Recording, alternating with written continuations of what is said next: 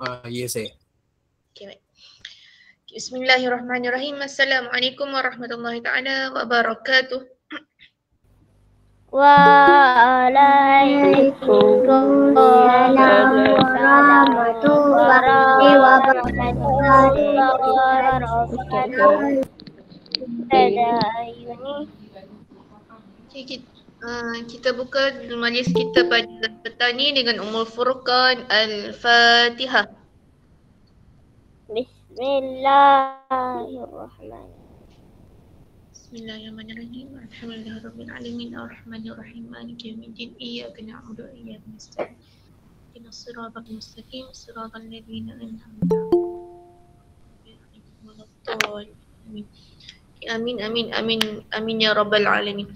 Ya alhamdulillahirabbil alamin. Nahmaduhu wa nasta'inu wa nastaghfiruh wa na'udzu billahi min syururi anfusina wa min sayyiati a'malina. Man yahdihillahu wa la mudilla lahu wa man yudlilhu fala hadiya lahu. Asyhadu an la ilaha illallah wa asyhadu anna Muhammadan abduhu wa rasul amma ba'd. Okay, semua murid semua sihat? Sihat. Alhamdulillah. Alhamdulillah. 2 orang je yang jawab. Sihat. Yang lain?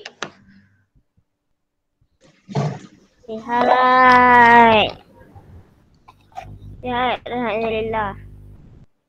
Okay, sebelum kita mula pengisian pada petang ni, suka untuk Ustazah ingatkan yang mana boleh buka kamera, tolong buka kamera. Tolong buka kamera.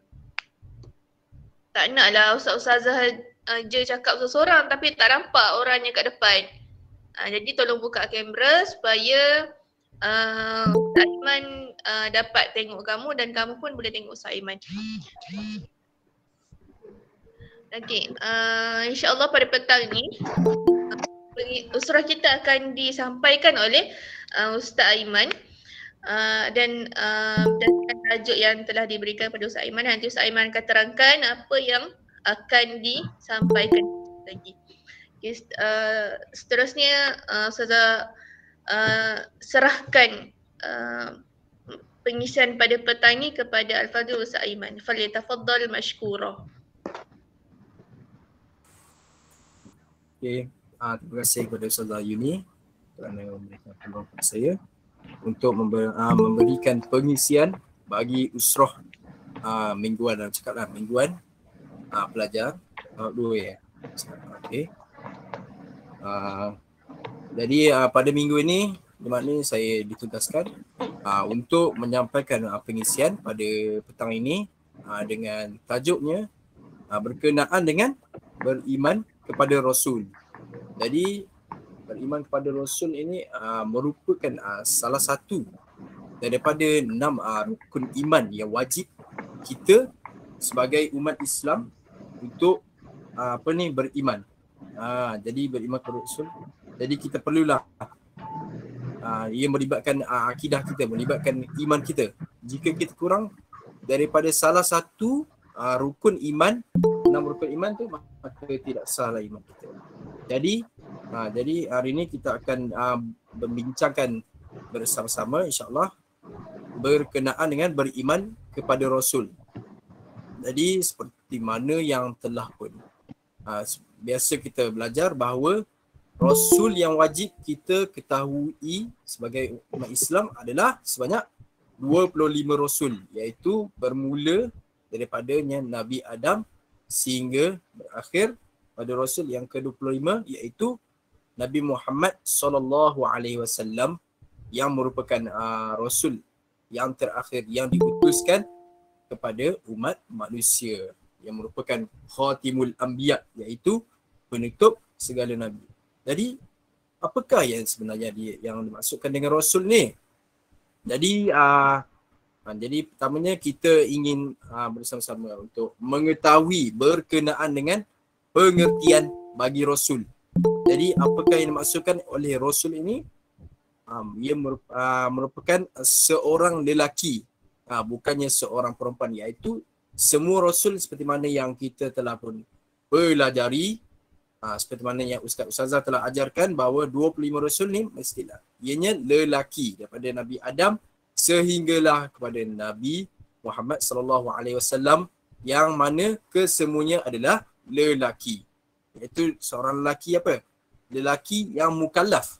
Mukallaf ni maksudnya adalah yang diberikan yang tanggungjawab, dipertanggungjawabkan. Maksudnya dia telah pembaligh dan mencapai syarat-syarat mukallaf lah. Jadi jika kamu berbalik masih belum lagi dikira sebagai mukallaf. Yang dikurniakan wahyu. Yang dikurniakan wahyu. Wahyu untuk diamalkan. Wahyu yang disampaikan kepada manusia adalah untuk diamalkan. Siapakah yang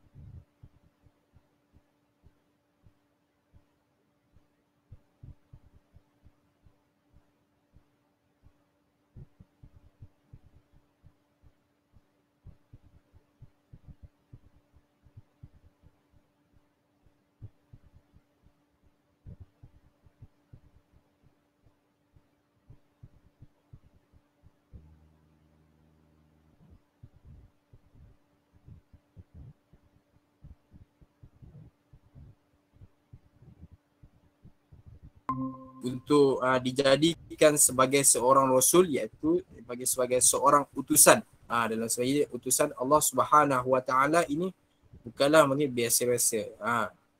Bukannya daripada orang biasa saja ya. Orang yang cukup luar biasa lah cakap. Mempunyai keistimewaan yang tersendirilah berbanding dengan kita sebagai orang yang biasa saja. Jadi kita teruskan dengan apakah sifat-sifat yang wajib bagi Rasul ni. Sifat-sifat Rasul-Rasul yang diutuskan ni pastinya perlu wajib. Maksudnya sifat-sifat yang wajib. Maksudnya wajiblah bagi mereka untuk mempunyai sifat-sifat kepribadian, akhlak. Dia sifat akhlak yang wajib bagi Rasul. Jadi ianya terbagi terbagi kepada 4. Terbagi kepada 4. Yang pertama, para rasul ini Nabi Muhammad sallallahu alaihi wasallam ianya perlulah mempunyai sifat sidik. Apakah yang dimaksudkan dengan sidik? Iaitu sifat yang sidik ini adalah sifat yang benar. Sifat yang benar.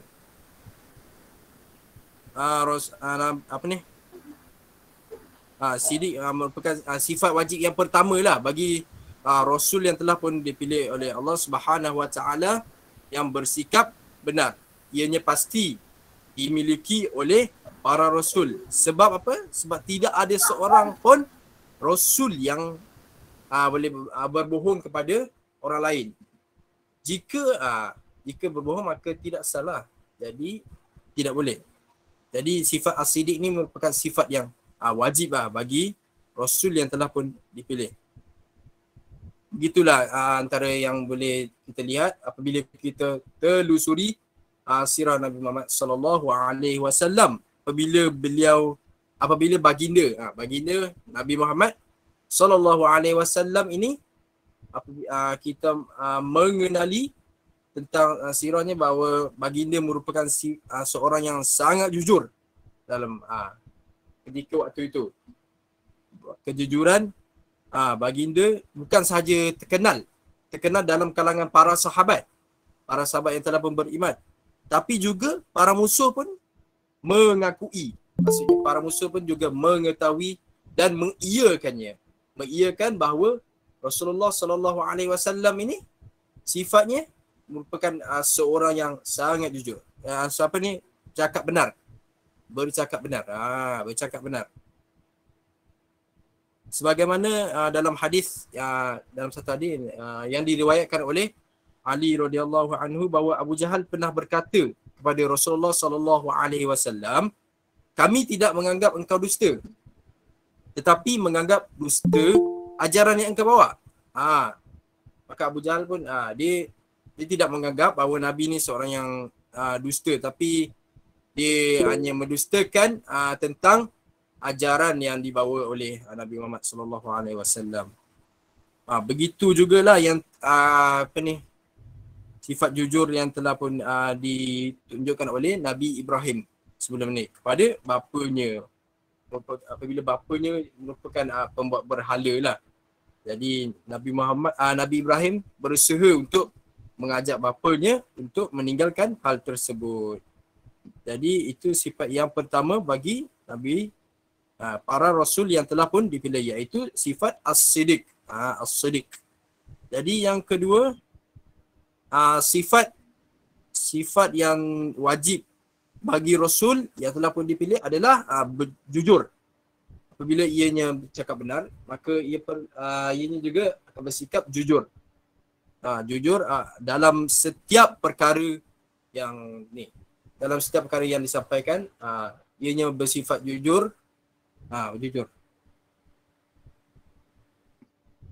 Iaitu yang dalam ni ataupun kita panggil sebagai amanah lah, sifat amanah.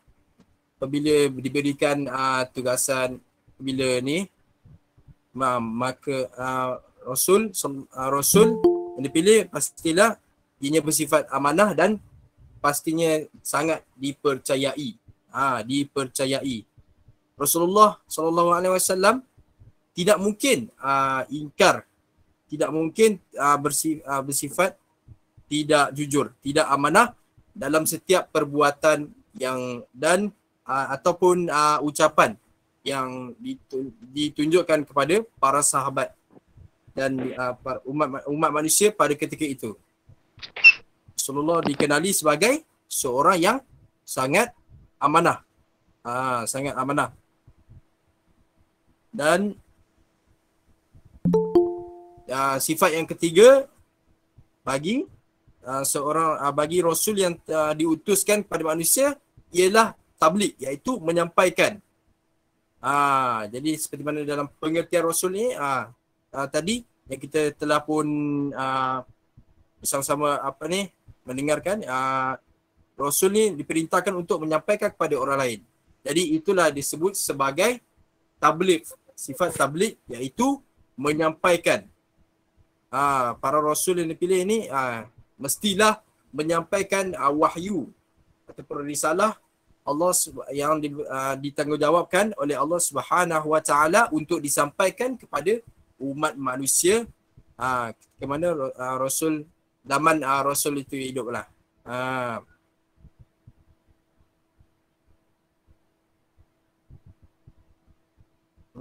Okey. Dan sifat yang terakhir ianya adalah sifat fatonah. Fatonah iaitu sifat bijaksana. Bijaksana. Rasulullah setiap rasul yang dipilih perlu ianya Allah telah jadikan mereka ini bersifat al-fatonah, iaitu memiliki kepintaran ataupun kecerdikan yang sangat tinggilah, IQ. IQ yang sangat tinggi. Ini merupakan sifat wajib yang mutlak lah bagi Rasul sallallahu alaihi wasallam. Kerana apa? Kerana kecerdasan ataupun kepintaran ni perlulah pada sangatlah diperlukan kerana untuk menyampaikan misi risalah Allah Subhanahu Wa Taala. Wahyu yang telah diberikan oleh Allah Subhanahu Wa Taala, ianya perlulah disampaikan dengan penuh kepintaran. Alright, kepintaran untuk memberi untuk menarik kepercayaan umat. umat manusia pada ketika itu untuk menarik ketika zaman Rasulullah SAW untuk menarik perhatian para musyrikin lah supaya menerima apa yang telah disampaikan oleh Rasulullah SAW iaitu Al-Quran.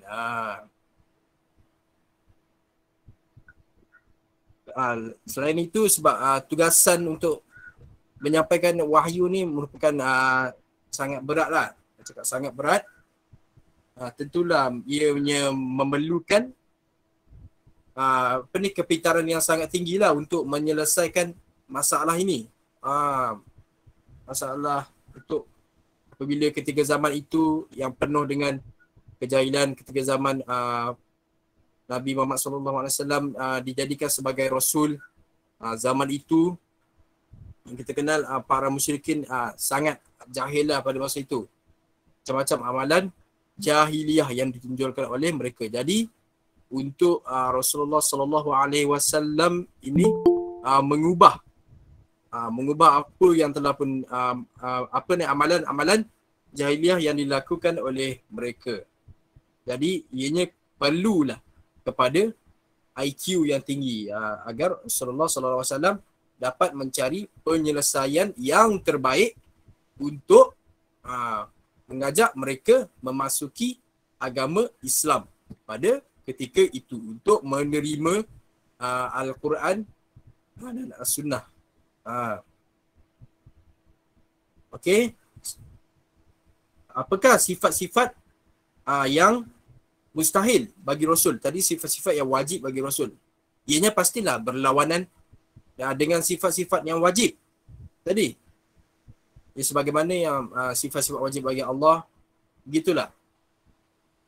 Allah juga ada sifat-sifat mustahil bagi Allah. Jadi Rasul juga ada sifat-sifat wajib bagi Rasul dan sifat-sifat mustahil bagi Rasul ini ianya berlawanan dengan sifat-sifat wajib. Jadi yang pertama adalah kadzab. Iaitu menipu. Rasulullah pastilah apabila telah pun diakui oleh para sahabat, bahkan diakui oleh para musuh, iaitu orang musyrik yang tidak beriman kepada Rasul pada ketika itu, tidak beriman kepada Allah. Mereka juga mengakui akan kejujuran ataupun sifat yang benar yang ada pada diri Rasulullah SAW. Sudah pasti jauh sekali untuk disifatkan sebagai al-kadzab, iaitu pendusta. Al-kadzab pendusta ataupun penipu. Iaitu sifat yang suka bohong. Sebab lisan dan hati para nabi suci, sangat suci lah, dan jauh sekali dan sangat terjaga daripada sifat-sifat yang buruk, sifat-sifat yang mazmumah, yang dibenci. Jadi lisan dan hati, setiap perkataan dan perbuatan yang ditunjukkan oleh para rasul, ianya pastinya menunjukkan perkara yang benar. Perkara yang benar. Ini sesuai dengan ni satu dalil daripada Al-Quran, bahawa maksudnya kawanmu iaitu Muhammad tidaklah sesat dan tidak pula keliru dan tidak pula yang diucapkan itu. Yang ini Rasulullah SAW menyampaikan Al-Quran, iaitu Al-Quran mengikut kemauan hawa nafsunya, wama yantiqu anil hawa, dan baginda Rasulullah SAW tidaklah mengikut hawa nafsunya, dan ucapan itu tiada lain hanyalah wahyu yang diwahyukan.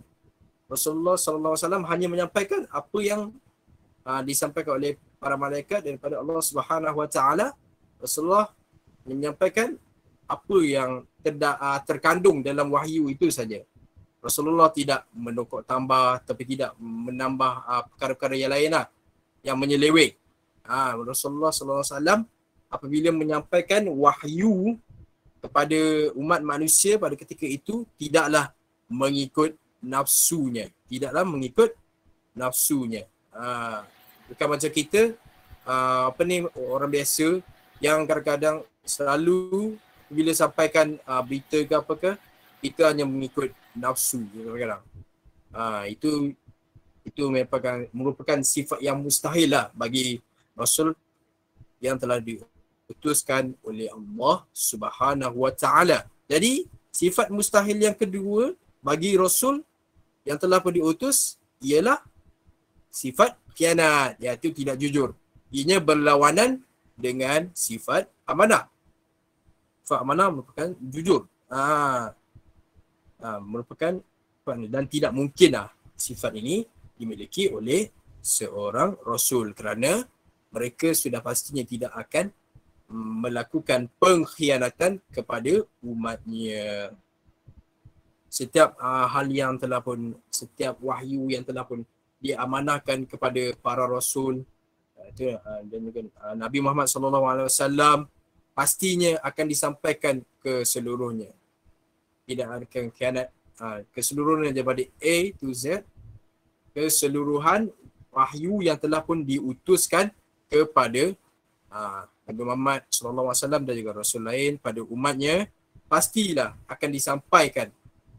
Ya, dia bila kita meneliti sirah, ianya kesemuanya disampaikan kepada umatnya.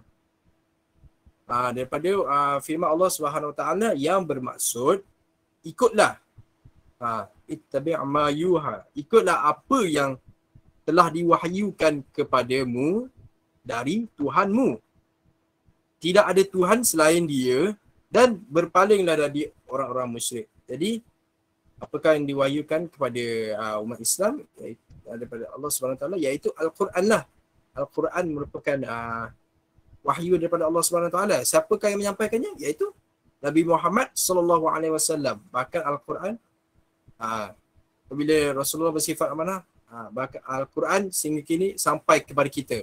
Kita dapat tahu keseluruhan isi Al-Quran, surah-surah itu. Jadi jika Rasulullah bersifat khianat, maka tidak akan sampailah keseluruhan wahyu Al-Quran yang diutuskan kepada kita. Kepada Rasulullah SAW untuk disampaikan kepada umatnya. Dan seterusnya sifat yang ketiga iaitu kitman. Iaitu menyembunyikan. Ianya berlawanan dengan sifat tabligh, iaitu menyampaikan. Mustahil bagi Rasul untuk menyembunyikan apa yang disampaikan, apa yang diamanahkan, apa yang diamanahkan oleh Allah Subhanahu Wa Taala. Mustahil bagi mereka untuk menyembunyikan apa yang telah diamanahkan, kerana tugas tugas utamanya itu menyampaikan. Seperti mana yang dalam pengertian tadi, iaitu menyampaikan kepada orang lain wahyu daripada Allah Subhanahu Wa Taala. Seterusnya sifat yang keempat adalah jahil, iaitu bodoh.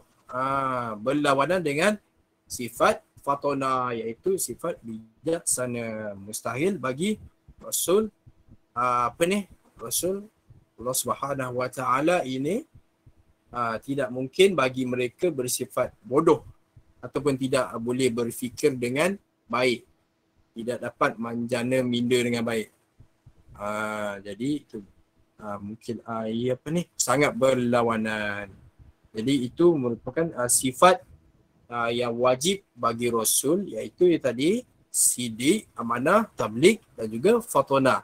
Dan sifat-sifat mustahil bagi Rasul iaitu kadzab, khianat, kitman dan jahil. Jadi dan yang terakhir adalah keperluan manusia kepada Rasul. Jadi apakah keperluan manusia kepada Rasul yang telah diutuskan oleh Allah Subhanahu Wa Taala?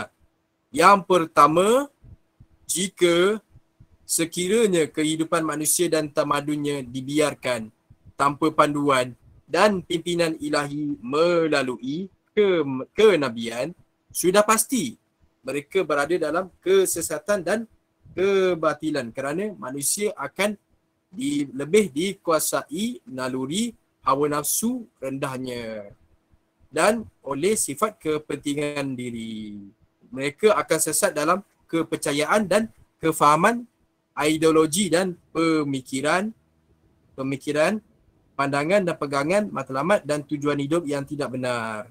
Jadi, jika Rasul ni tidak diutuskan kepada kita, maka kita ni mungkin akan terus mengikuti amalan-amalan jahiliah seperti mana yang masyarakat yang terdahulu apabila ketiadaan Rasul, mereka sudah pasti akan terus berada dalam kesesatan sehingga kini. Jadi sudah pasti akan mengikut hawa nafsu yang tersendiri. Hawa nafsu kita ni sangat lemah. Kadang-kadang bila ikut hawa nafsu sangat akan menyebabkan terjerumus kepada kebatilan ya, kepada perkara yang membawa kepada kemudaratan, yang membawa kepada kemusnahan pada diri kita, kerosakan pada diri kita apabila kita terlalu ikut kepada hawa nafsu dan tidak ada panduan untuk menjalani kehidupan dengan baik. Jadi tujuan Rasul ni diberi diutuskan adalah untuk menjadi membimbing panduan lah, mengajarkan kita panduan kepada kita, pada umat Islam, iaitu Nabi Muhammad SAW, untuk membimbing dan memberikan panduan. Iaitu panduan itu adalah wahyu lah. Jadi tugas Rasul ini adalah untuk menerangkan, menyampaikan wahyu. Wahyu yang menjadi panduan, iaitu Al-Quran yang menjadi panduan kepada diri kita. Supaya jadi itulah keperluan manusia kepada Rasul yang pertama.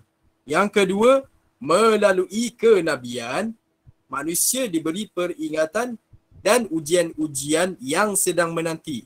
Kenabian memberitahu manusia bentuk-bentuk dan jenis-jenis ujian dan cara-cara untuk luluskan diri dalam ujian-ujian berkenaan yang merangkumi ujian kebaikan dan ujian kejahatan. Jadi melalui Rasul yang diutuskan, Rasul ni sebagai peringatan. Bila mereka sentiasa memberikan peringatan kepada manusia, pada umat manusia tentang ujian-ujian yang sedang menanti. Mereka memberitahu manusia tentang bentuk-bentuk dan jenis-jenis ujian, segala tingkat-tingkat ujian dan cara untuk kita lepas, untuk kita luluskan diri dalam ujian berkenaan, sama ada dalam dua bentuk ujian, iaitu ujian yang berbentuk kebaikan dan ujian yang berbentuk kejahatan. Jadi inilah tujuan Rasul diutuskan untuk memberi peringatan, untuk sentiasa memberikan peringatan. Dan yang ketiga, sebagai contoh. Contoh dan model kepada contoh dan model dalam pembentukan akhlak kepada umat manusia. Jadi bila ni melalui sifat-sifat wajib yang ada pada Rasul, Rasul Allah Subhanahu Wa Taala, ianya pastinya perlu dijadikan contoh, qudwatun hasanah, uswatun hasanah, contoh yang baik. Apabila mengenali tentang kepribadian Rasulullah sallallahu alaihi wasallam yang penuh dengan akhlak yang sangat baik. Rasulullah sallallahu alaihi wasallam sungguhnya dalam hadis, innama bu'istu liutammima makarimal akhlak. Sungguhnya aku diutuskan untuk menyempurnakan kemuliaan akhlak, macam itulah, kemuliaan akhlak, pembentukan akhlak. Jadi apabila akhlak yang baik yang ditunjukkan oleh para rasul, terutamanya Rasul Nabi Muhammad sallallahu alaihi wasallam diutuskan kepada umat Islam, pastinya ia jadi ikutanlah kepada umat Islam untuk mengamalkan sunnah-sunnah akhlak baginda sallallahu alaihi wasallam, untuk mengikuti dan mengamalkan dalam kehidupan kita agar menjadi umat Islam yang lebih bertamadun dan lebih berakhlak. Right. Dan seterusnya menyampaikan perkara-perkara yang gaib untuk memperbaiki kehidupan manusia dan tamadunnya. Kalau perkara-perkara yang gaib yang tidak diketahui, kita tak nampak lah perkara tu kan, perkara-perkara yang gaib. Jadi Rasul sallallahu alaihi wasallam ni Rasul Allah Subhanahu Wa Taala tugasnya menyampaikan perkara-perkara yang gaib untuk memperbaiki kehidupan manusia yang penuh dengan kerosakan pada sebelum itu. Jadi tujuan Rasul Allah Subhanahu Wa Taala hadir di dalam kelompok itu untuk memperbaiki kehidupan mereka yang penuh dengan kerosakan, yang penuh dengan amalan-amalan yang dibenci. Jadi itulah tujuannya. Lepas tu tujuan diutuskan Rasulullah Subhanahu Wa Taala. Dan yang terakhir, kenabian adalah bukti di atas hakikat kebenaran Allah dan hakikat kebenaran agamanya. Jadi Rasul Allah Subhanahu Wa Taala ini diutuskan apabila diberikan kenabian kepada mereka, ianya menjadi bukti tentang hakikat kebenaran Allah Subhanahu Wa Taala dan hakikat kebenaran agama, yang hakikat kebenaran agamanya. Jadi maksudnya sekadar itu saja perkongsian daripada saya berkenaan dengan beriman kepada Rasul pada petang ini. Jadi sekian. Assalamualaikum. Itu saja.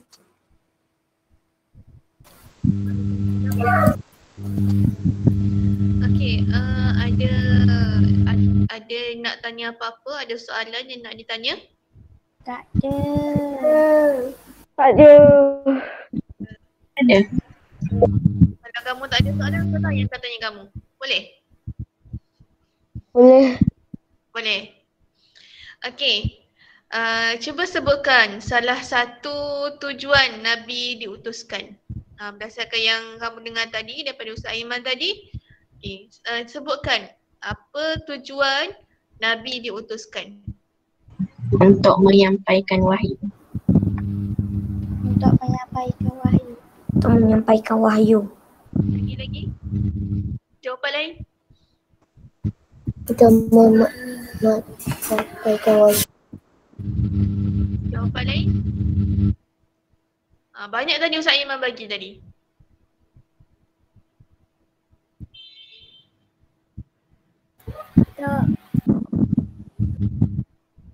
Untuk apa? Ajaran Islam Apa? Darwish? Terdengar? untuk mengajarkan agama Islam. Okey, lagi?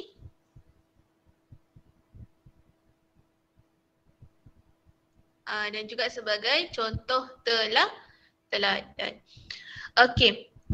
Sampai sini saja kita untuk hari ini, dan kami berharap semua dapat mengambil mutiara ilmu, dapat mengambil pengisian, dapat ingat pengisian yang disampaikan oleh Ustaz Aiman tadi. Apa itu sifat wajib bagi Rasul, sifat mustahil bagi Rasul, dan tujuan Rasul diutuskan, apa yang dimaksudkan dengan Nabi dan Rasul. Saya harapnya kamu ingat. Okey, kalau tak ada soalan apa-apa, kita tutup kita pada persidangan suratul As.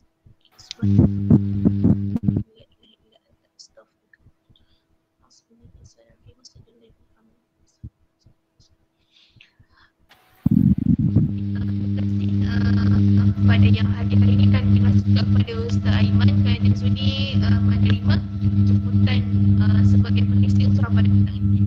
InsyaAllah kita akan jumpa minggu depan. Assalamualaikum warahmatullahi wabarakatuh.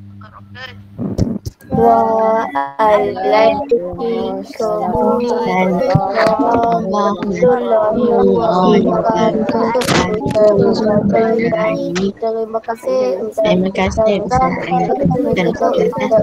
Assalamualaikum. Assalamualaikum.